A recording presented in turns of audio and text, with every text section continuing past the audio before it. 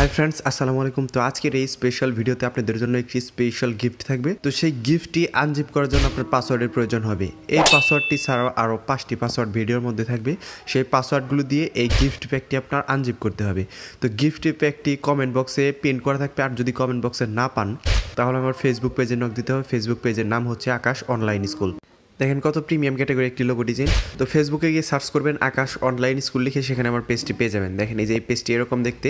তো ফেসবুকে গিয়ে জাস্ট সার্চ করলে হবে আকাশ অনলাইন স্কুল লিখে, সেখানে নক দেবেন। সেখানে আমি আপনাদের সেই স্পেশাল গিফটটি দিয়ে দিব। তো প্রথমে আপনারা গুগল প্লে স্টোর থেকে পিক্সেল ল্যাব অ্যাপসটি ইনস্টল করে নেবেন। গুগল প্লে স্টোরে গিয়ে সার্চ করবেন পিক্সেল ল্যাব লিখে, তো সেখানে পেয়ে যাবেন। এখানে ক্যান্সেলে ক্লিক করে দেবেন, ঠিক আছে।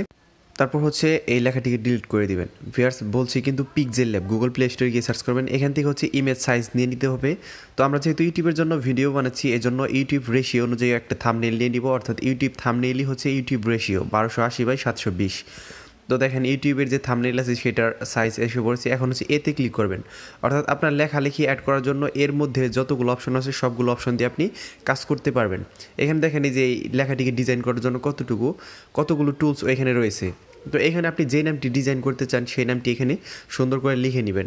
তো আমি জাস্ট একটি ডেমো নেম ডিজাইন করে দেখাচ্ছি। শুধুমাত্র বাংলা লেখা ডিজাইন করতে হবে এখান থেকে। তো টেক্সট সাইজের থেকে এটাকে বড় করে নেবেন, ঠিক আছে। আপনার যতটুকু প্রয়োজন ততটুকু বড় করে নেবেন, বা এই ডটগুলোতে টান দিয়েও কিন্তু বড় করা যায়। আমি জাস্ট যেহেতু টিউটোরিয়াল ভিডিও সবাইকে শেখানোর জন্য ভিডিওগুলো করা।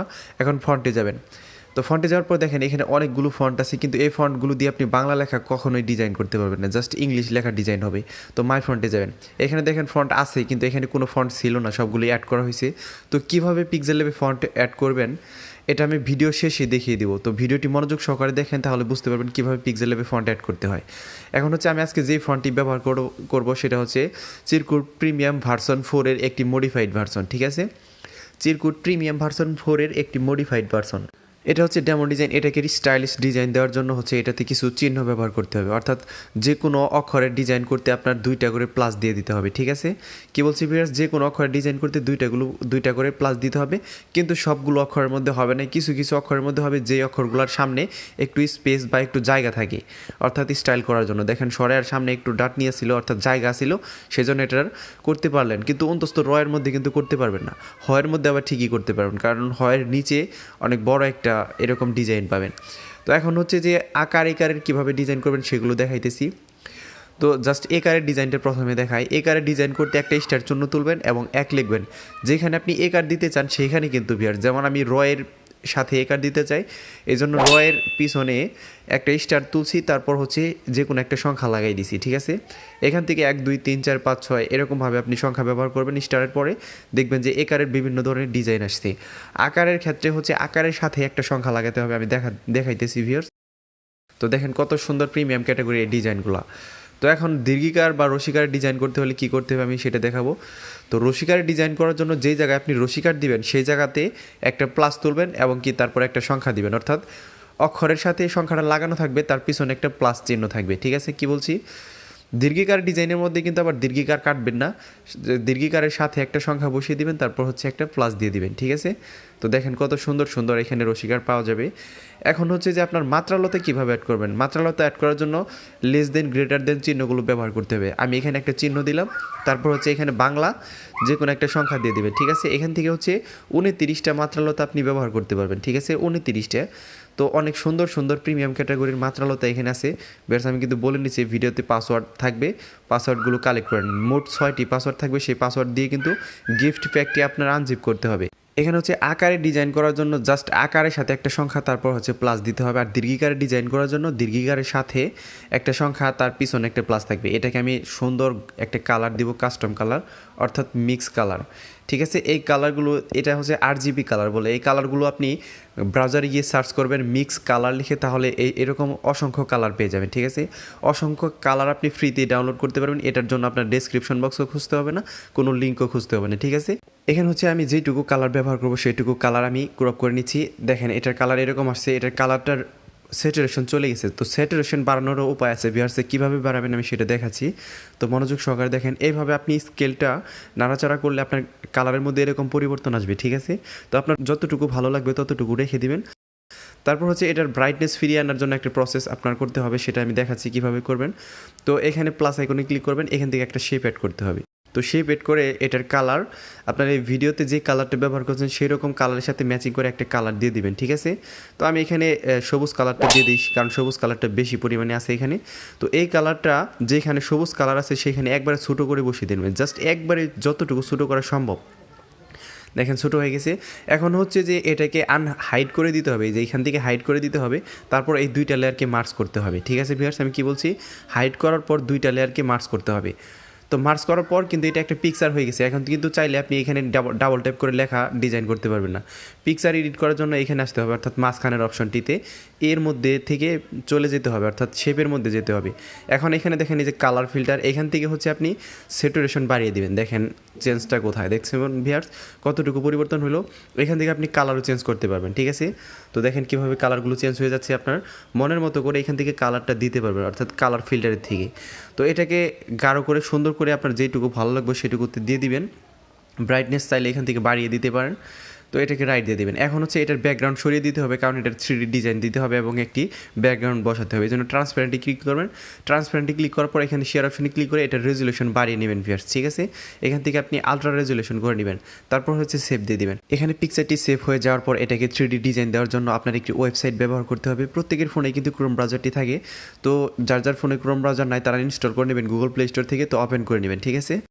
ক্রোম ব্রাউজারটি ওপেন করার পর হচ্ছে এখানে সার্চ বারে গিয়ে লিখতে হবে ফটোপিয়া, PHOTOPIA। ফটোপিয়া লেখার পর আপনাদের সামনে প্রথম যে ওয়েবসাইটটি আসবে www.photopia.com, সেখানে ক্লিক করে দিবেন।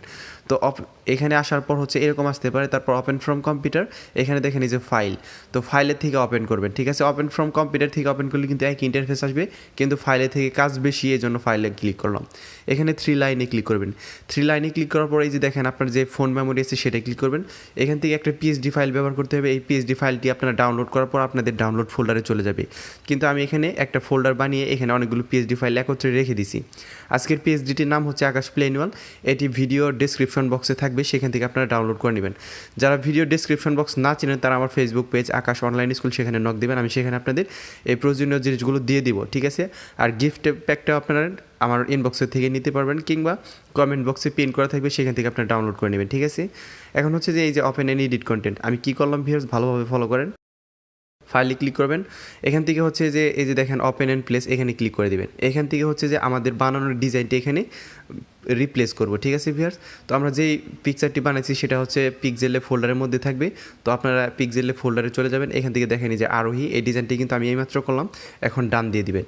ডান দেওয়ার পর হচ্ছে এখানে একটু লোডিং নেবে, তারপর দেখেন এই যে ডটগুলো আছে সেখানে টান দিয়ে আপনার ডিজাইনটি এই ট্রান্সপ্যারেন্টের সমান করে বসিয়ে দেবেন, ঠিক আছে ভিউয়ার্স। কী বলছি, ট্রান্সপ্যারেন্টের সমান করে বসাতে হবে। যত ছোটো করবেন ডিজাইনটি তত ছোটো আসবে ব্যাকগ্রাউন্ডের উপরে, এবং ভালোভাবে ফলো করবেন যাতে ট্রান্সপ্যারেন্টের বাইরে না চলে যায়। বাইরে চলে গেলে কিন্তু ওই অংশটুকু কেটে যাবে, এই জন্য সুন্দর করে বসাবেন। তারপর হচ্ছে লেয়ারে ক্লিক করে নিচের লেয়ারটি ডিলিট করে দিতে হবে, কারণ হচ্ছে এটা হচ্ছে এক্সট্রা লেয়ার, এটা আমাদের দরকার নেই। দেখেন এখন শুধু আমাদের লেয়ারটি রয়েছে। এখন ফাইলে ক্লিক করে এখান থেকে সেভ স্মার্ট অবজেক্ট জাস্ট একবার ক্লিক করে দিতে হবে।